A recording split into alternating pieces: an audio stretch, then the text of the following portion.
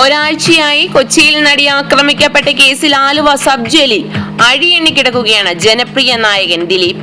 ഈ ഒരാഴ്ചക്കിടയിൽ ദിലീപിനെ കുറിച്ചും കുടുംബത്തെക്കുറിച്ചും കാവ്യയെക്കുറിച്ചും മീനാക്ഷിയെക്കുറിച്ചും മാത്രമാണ് വാർത്തകൾ പ്രചരിക്കുന്നത്.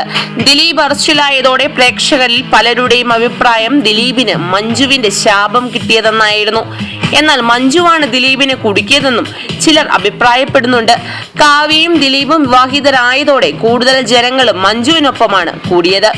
മഞ്ജുവിന്റെ അഭിപ്രായമാണ് ഈ കേസിൽ ഗൂഢാലോചന നടന്നതെന്നും അതിനാലാണ് ദിലീപ് പിടിയിലായതെന്നും വാർത്തകൾ പ്രചരിച്ചിരുന്നു.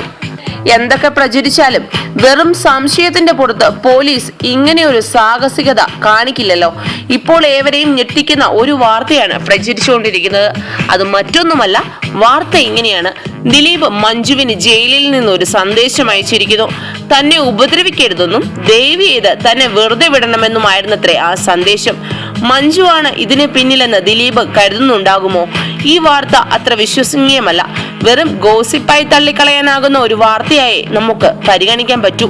കൂടുതൽ ചലച്ചിത്ര രംഗത്തെ വാർത്തകൾക്കായി സബ്സ്ക്രൈബ് ചെയ്യുക മലയാളം ന്യൂസ് ടൈം.